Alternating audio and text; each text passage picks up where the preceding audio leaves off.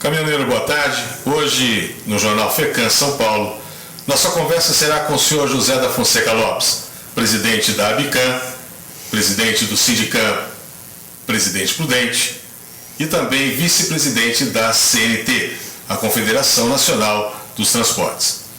O senhor Fonseca sempre teve uma vida ligada ao transporte rodoviário de carga, como caminhoneiro mais de 30 anos e depois nos últimos 20 anos ligado às entidades sindicais que cuidam diretamente das questões do caminhoneiro autônomo de carga.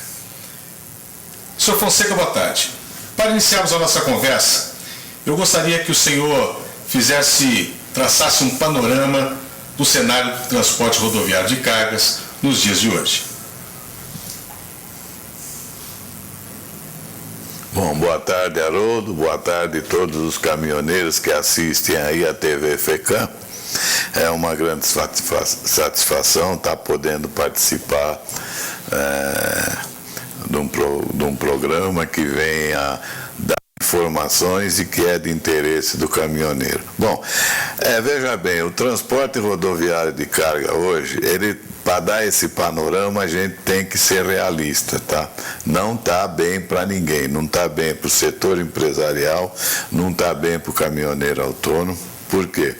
Porque com essa recessão que nós estamos tendo no Brasil hoje, que eu não quero aqui entrar no mérito político da coisa, está dificultando todo mundo. Aquilo que está acontecendo, alguma coisa que a gente pode ter uma esperança, e às vezes não cabe todo mundo nesse balaio, é o setor do agronegócio, né? Porque o negócio manufaturado, das indústrias, isso aí está praticamente parado. Por que está parado? Porque o caminhoneiro autônomo, nessa circunstância, ele fica em segundo plano. Porque as grandes empresas que têm frota própria, quando numa situação dessa, negocia diretamente com os clientes e elas mesmo passam a fazer esse tipo de transporte. E aquilo que sobra para o caminhoneiro, lamentavelmente, não é coisa boa. Independente de não ser coisa boa, ainda ninguém cumpre as regras da lei, por exemplo, como o vale pedágio, como o problema do tempo de espera. Então, tudo isso, para o caminhoneiro autônomo, é uma coisa muito difícil. Mas a turma está trabalhando pouco, mas estão trabalhando e a gente procura fazer aquilo que é importante para melhorar essa situação dele. Muito bem, já que o senhor citou a Lei 13.103, que é chamada Lei do Caminhoneiro, o que foi efetivamente realizado daquilo que foi acordado com o governo nas reuniões que tiveram? Por exemplo, a questão do refinanciamento das dívidas que os caminhoneiros tinham junto ao BNDES, a cobrança do eixo suspenso nas rodovias. São Paulo, por exemplo, é um estado que está cobrando o eixo suspenso. A questão dos locais de parada, os chamados pontos de apoio, que a NTT agora há pouco soltou uma lista de pontos potenciais, ou seja, locais que poderiam ser utilizados para essas paradas. No caso que o senhor já citou, a questão do vale pedágio, que é de encargo do embarcador, mas que o caminhoneiro, no frigir dos ovos, acaba arcando com esse custo. E especificamente com relação à lei e aquilo que foi tratado, o que foi efetivamente realizado?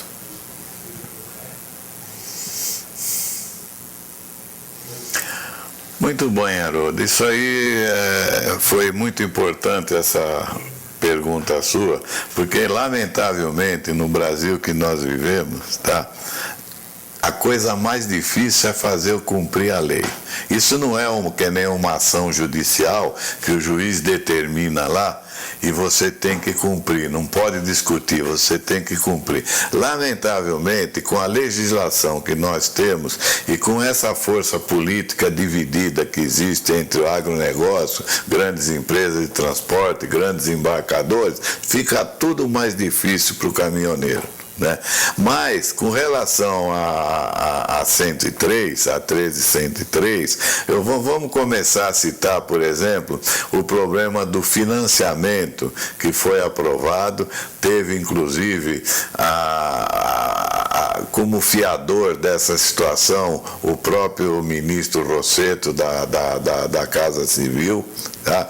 Que se empenhou para que isso acontecesse, mas lamentavelmente a gente já teve uma audiência pública no Congresso para tratar disso aí. Então veja bem, com relação aos bancos públicos, nós podemos citar Banco do Brasil e outros aí, eles já estão começando, tá, a atender o caminhoneiro para isso aí, mas ainda numa situação muito difícil, porque veja bem, o Banco do Brasil, ele tem hoje espalhada pelo Brasil afora aí mais de 5.000 agências.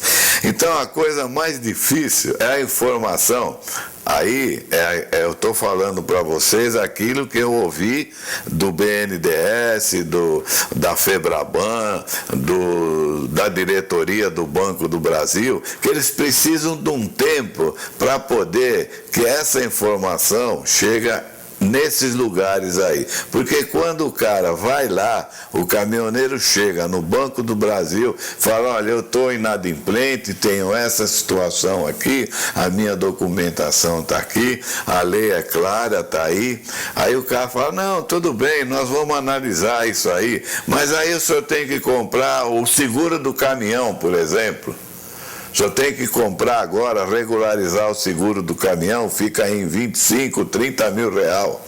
Quer dizer, o cara não consegue pagar uma prestação de 2, 3 mil real e vai pagar um seguro de 25, 30 mil, né? Então, começa a se criar os problemas ali. Aí vai numa outra agência as informações que a gente tem. O cara quer que ele compre aqueles documentos, aquele material lá da Previdência Social, quer que o cara compre seguro de vida, mas na hora de falar sobre o financiamento e como isso pode acontecer, é por último, e depois que vai ver se dá. Então esse é o grande problema que a gente tem no país em que nós vivemos, tá? Chamado Brasil. Agora, o que a gente pode adiantar é que realmente já está chegando num ponto que não tem mais como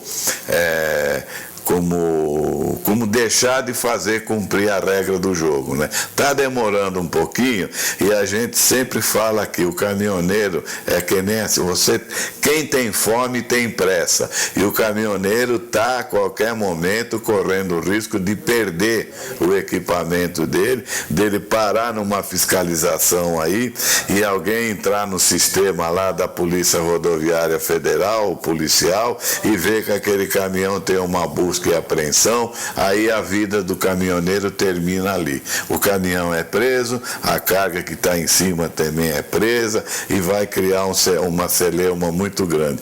Mas estamos trabalhando nisso aí para que realmente o mais rápido possível, né, se resolva isso. Agora, nós temos o fato também do problema do eixo suspenso. Agora, eu aqui tenho uma posição particular com relação a isso, é uma opinião minha. Eu acho que o caminhoneiro, ele não tem que se preocupar. Não, agora nas rodovias federais o eixo suspenso foi respeitado, mas aumentou o preço do pedágio. Aí o caminhoneiro não tem que estar preocupado se aumentou ou deixou de aumentar. Por quê? Porque ele faz parte do contexto da sociedade, porque essa conta aí, todo mundo está pagando, não é o caminhoneiro. O caminhoneiro, nesse ponto, é o que menos está pagando. Por quê? Porque a lei tem que ser cumprida. E quando a lei é cumprida, o caminhoneiro não vai ter despesa nenhuma com pedágio. O caminhoneiro não vai ter problema com eixo suspenso, porque alguém está pagando aquela conta para ele.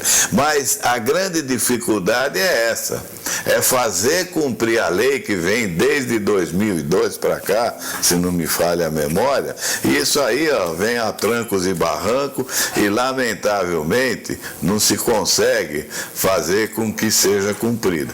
Agora, A gente entende que tem situações aí que está sendo negociada, que a gente pode falar mais na frente, que pode melhorar um pouco essa situação. Mas, infelizmente, é isso. Eu não sei se tinha mais alguma pergunta, alguma dentro dessa que você me fez, que eu deixei escapar aí. Eu creio que a gente está indo no caminho, e eu queria voltar nessa questão do eixo suspenso, porque, na verdade, o que acaba aparecendo é que o caminhoneiro é o culpado por ter aumentado o pedágio, o culpado pelo cidadão comum ter que pagar mais, quando, na verdade, a responsabilidade do pedágio não é dele, é do embarcador. Exatamente, é o que eu acabei de falar agora e eu vou reafirmar. O caminhoneiro não é culpado de nada. O caminhoneiro é o que carrega esse país nas costas e é o cara que mais sofre, o que mais é penalizado. Eu falei uma vez e repito, todo mundo ganha em cima do caminhoneiro, menos ele. Por quê? Porque tem a lei do pedágio. Se o embarcador, se a empresa de transporte, se a indústria, se o comércio pagar, cumprir a lei do pedágio, o caminhoneiro não tem que se preocupar com nada. E ele também não é culpado por essas situações que se criam aí, tá entendendo? Que a gente não está aqui para falar mal de governo, de nada. E nós vamos falar da realidade que nós estamos vivendo. Alguém é culpado dessa história aí, mas não vai ser eu aqui que vou apontar esse culpado. Tá? Mas uma coisa eu posso garantir, o caminhoneiro não é culpado. Agora, o Brasil está passando uma fase, a inflação está aí, está alta, a luz elétrica está caro, tudo está caro, tudo é um aumento abusivo. Vê aí o que está acontecendo no óleo diesel hoje, que no acordo que foi feito, está na 103, inclusive, a isenção do IPI, do PIS e do COFINS, coisa que o governo não abriu mão, vetou, e o Congresso querendo fazer uma campanha de assinatura aí para derrubar o veto, essa coisa toda. Então vê que a situação, a polêmica é muito grande. Agora, eu acho que o caminhoneiro não é culpado de nada. Como outros segmentos da sociedade, que eu acho que fazem mais aberrações do que o caminhoneiro quando faz um movimento de paralisação, etc., tá entendendo? É o que é o mais prejudicado. Então, ele tem que entender isso. Para de brigar, para de falar que o eixo suspenso está criando aumento de pedágio, disso e daquilo. Está criando, sim, mas não é um problema dele. E não é fazendo esse tipo de situação, na minha visão, que ele vai conseguir remover isso aí. Sabe por quê? Porque em todas as rodovias do Brasil, pode aguardar isso, vai cobrar o eixo suspenso de qualquer jeito, para não estar penalizando aqueles que não tem nada com isso, né? E o caminhoneiro também tem que entender que ele tem que entrar nessa cota aí e pagar a parte dele. Perfeito. Voltando então à questão que nós havíamos perguntado antes com relação aos pontos de parada, a NTT soltou recentemente, se não me engano na semana passada, uma lista de locais potenciais para serem instalados esses pontos, inclusive abrindo para a iniciativa privada que ela participasse. Mas efetivamente não existem pontos de parada e efetivamente o caminhoneiro continua correndo risco de segurança, tendo que parar por causa da lei para cumprir os horários, e efetivamente nada está sendo feito. Eu venho acompanhando isso. Saiu agora no final do mês, começo do mês, uma relação aí, inclusive o próprio Ministério dos Transportes, a própria NTT pede ajuda das federações, dos sindicatos, do grupo que compõe o Fórum Permanente do Transporte Rodoviário de Carga. Mas eu acho que o problema não é falar para o dono do posto, para o empresário e tal, que ele vai fazer parte. Ele tem essa informação. A verdade é essa. Agora, precisa ver o que ele precisa para poder dar esse ponto de apoio. Porque até pouco tempo atrás aí, caminhoneiro que não abastecesse no posto um determinado número de litros de óleo diesel ou não gastasse outras coisas que o posto tinha à disposição para vender, era proibido de parar nesse posto. E a gente pode contar nos dedos quantos postos desse vinha praticando esse tipo de atitude, né? Agora, não é simplesmente o posto. Eu entendo que tanto o Ministério do Trabalho, que se envolve nisso também, como o Ministério dos Transportes, deve ter conversado com esses postos de abastecimento aí, porque ninguém vai botar o nome de um posto ou de um ponto de apoio se não tiver a autorização ou anuência do proprietário daquele local lá. Então, isso aí, eu acho que tem que haver a participação, o cara botar lá uma placa, a partir de agora, aqui tem ponto de apoio. Porque o ponto de apoio hoje, ele só funciona na Dutra, ele funciona São Paulo para Curitiba,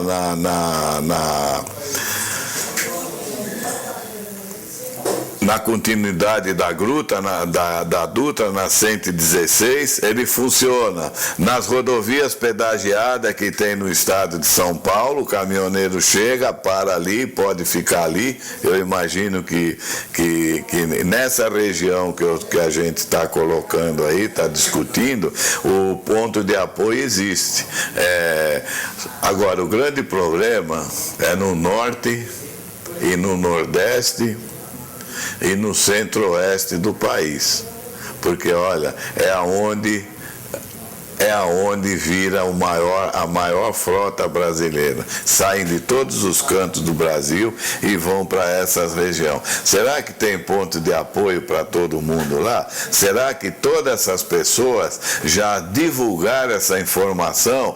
Vai no posto tal lá, que lá você vai poder parar, lá vai ter segurança. Porque, veja bem, o posto de apoio que nós estamos colocando hoje, estamos discutindo, e é o que está na 13103, é um posto de apoio onde dá segurança para o cara entrar com o caminhão para dentro e saber que ali ele está livre de ser assaltado. Ali tem que ter uma coisa bem organizada mesmo, porque se não for isso aí, o ponto de apoio que existe hoje, o caminhoneiro já sabe, já está acostumado, o pessoal recebe, para ali, mas sem responsabilidade. Ali nesses pontos de apoio também tem tudo que é de ruim, esse que eu estou falando que não é bem organizado, né? Então precisa ver se realmente existe hoje aí aonde estão esses postos com essa infraestrutura. Eu no estado de São Paulo conheço um que está na rodovia Dutra, né? Que eu sei, praticamente, é só esse. Se tiver outros nas mesmas condições desse, eu desconheço ou não estou me lembrando no momento. Muito bem, voltando à questão financeira, a questão econômica do caminhoneiro, que é quem está realmente perdendo mais em toda essa situação. Com relação ao frete, uma vez que a NTT também acabou de lançar uma planilha para cálculo de frete nesses últimos dias.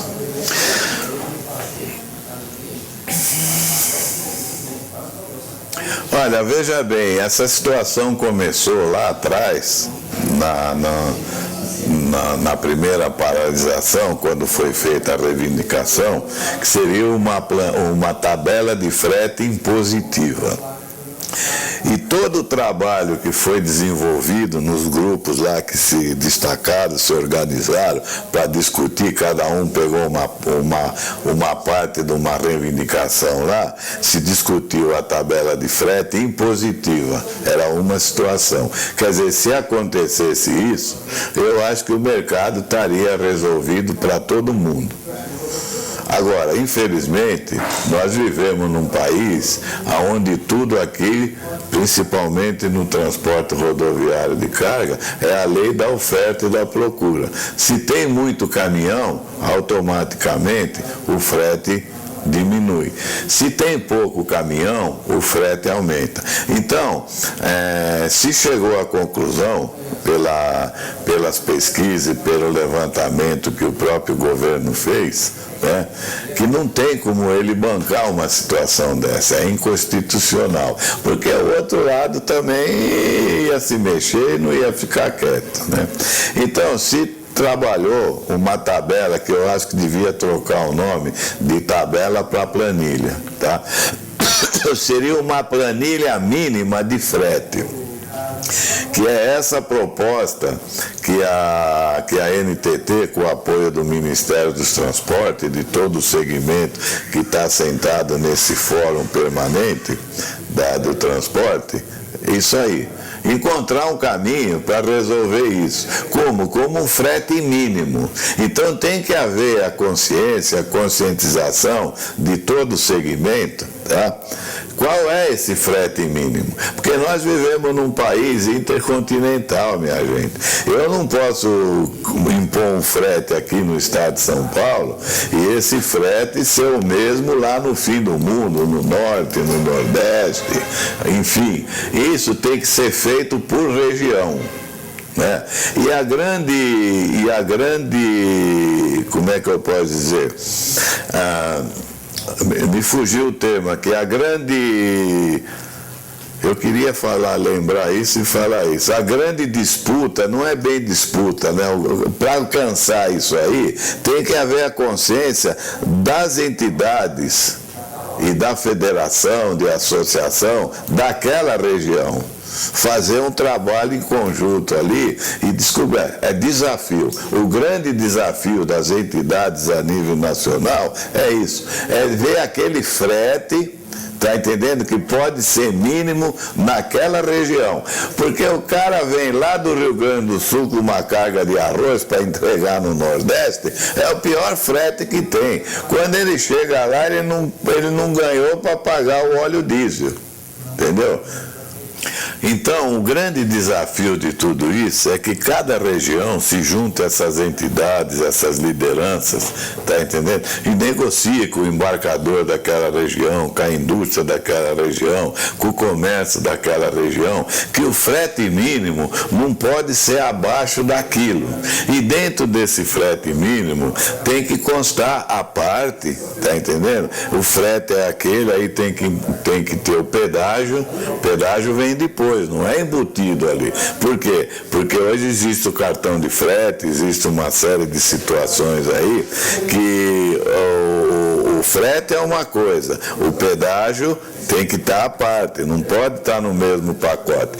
Então eu acho que se o caminhoneiro ajudar nessa situação aí, essas entidades das regiões tiver condições e habilidade, porque veja bem, nós estamos falando em habilidade, não em força bruta, não é parar na porta da frente da empresa, fechar a porta da empresa, não é nada disso, tem que negociar, tem que sentar, ter as pessoas certas que podem entrar nesse campo aí e provar por A mais B que se o caminhoneiro daquela região trabalhar abaixo disso, ele está pagando para trabalhar. E não é isso que nós queremos. Nós queremos ter uma parceria boa com o setor empresarial, com o agronegócio, enfim, mas desde que use o frete justo.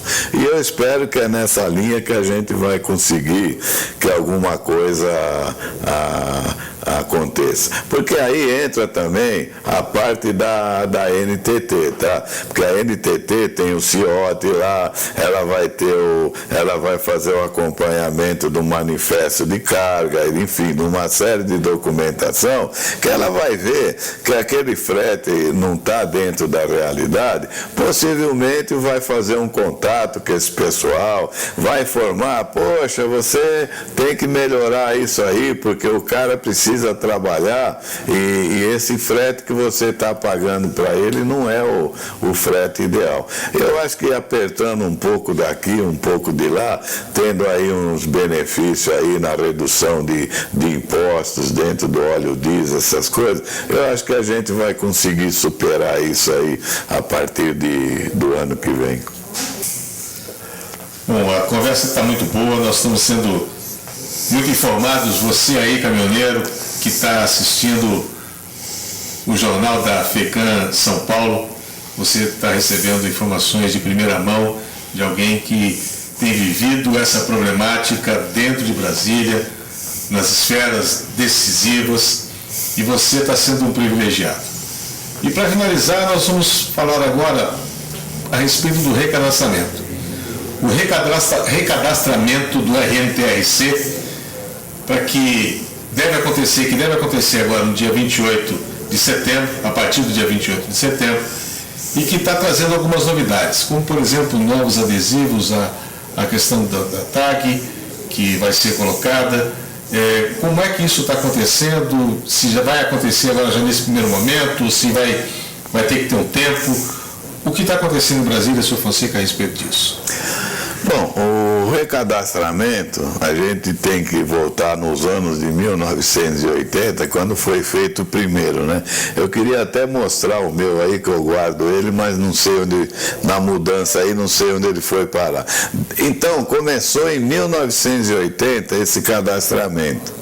Aí parou no meio do caminho, se cadastrou o Brasil inteiro, foi uma correria. Aí quem cuidava disso era o DNR, por intermédio do Ministério dos Transportes, que organizava e coordenava tudo isso. Aí ficou aí mais uns 10 ou 15 anos, um vácuo aí, aí voltou a NTT, já constituída a agência, tudo certinha, já começou a fazer esse trabalho do recadastramento, e a gente acompanhou isso também desde o início, quando passou para a responsabilidade para a NTT.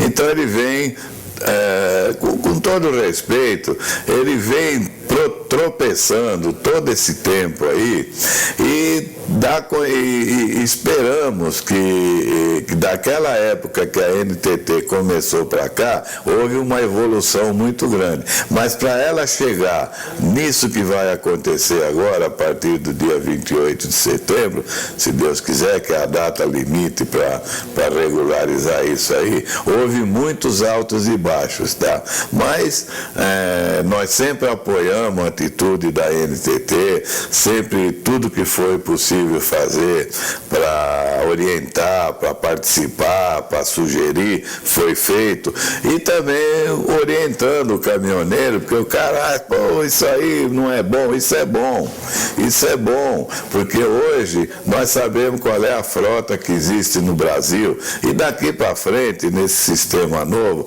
que vai ter um tag, vai ter um adesivo, que esse adesivo também tem que ter uma leitura ótica ali. Quando esse caminhão for parado para fiscalizar, o cara vai lá com uma maquininha aí, que me fugiu o nome agora, e ali ele puxa todo o histórico do caminhão, da empresa que deu carga para ele, enfim, tudo isso aí. E o tag também, além disso aí, já tem um futuro um pouco mais distante, que vai ser para pesar o caminhão sem precisar passar numa balança, tá?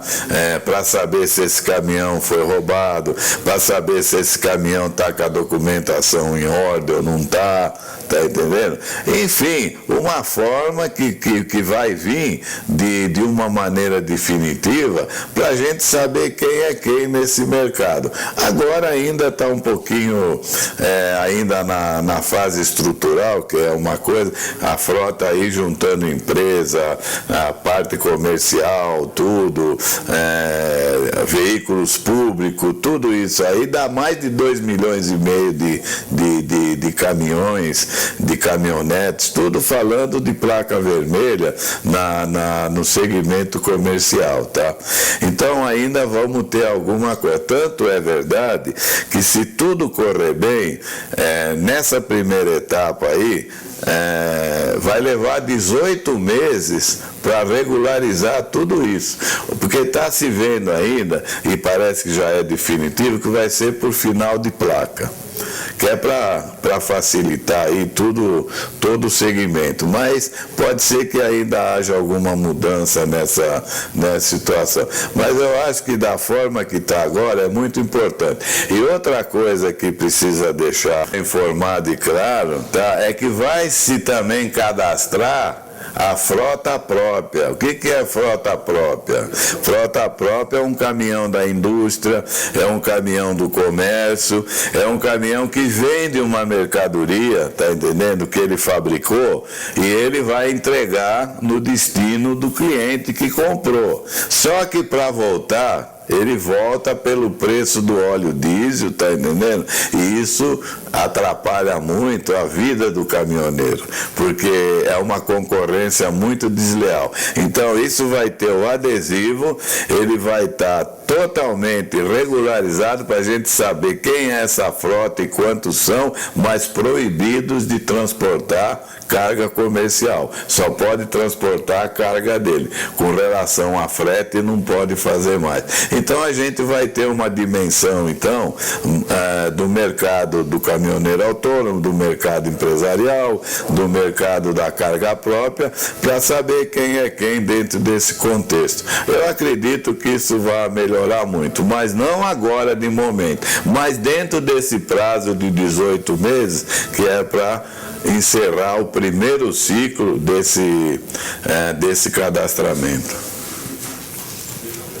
Perfeito. Eu creio que deu para nós termos uma noção melhor, uma ideia melhor da situação que está vivendo o caminhoneiro autônomo, que está acontecendo nesse mercado de transporte rodoviário de carga, e daquilo que está sendo feito pelas entidades que realmente estão comprometidas com o caminhoneiro.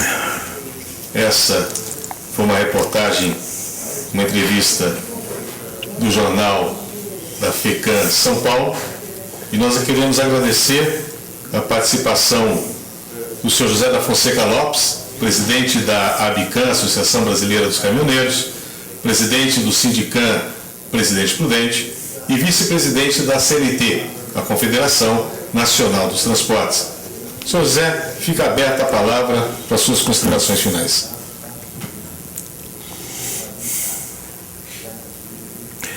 Bom, eu só tenho que agradecer a oportunidade que vocês estão me dando de poder colocar um pouco daquilo que a gente vivencia e conhece no dia a dia e passar a informação para o caminhoneiro, que são informações que tem fundamento, tá? Ninguém aqui está para vender ilusão para ninguém. Aí eu gosto de ser uma pessoa transparente,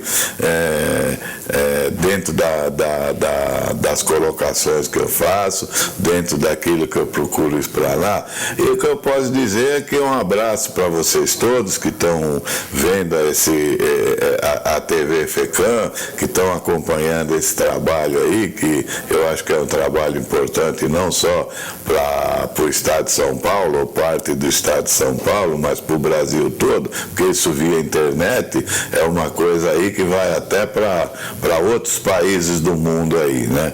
Então é isso que é importante, o caminhoneiro saber que a ABICAM está aqui para ajudar naquilo que for possível, naquilo que puder ser feito e melhorar as condições de vida. Muito obrigado.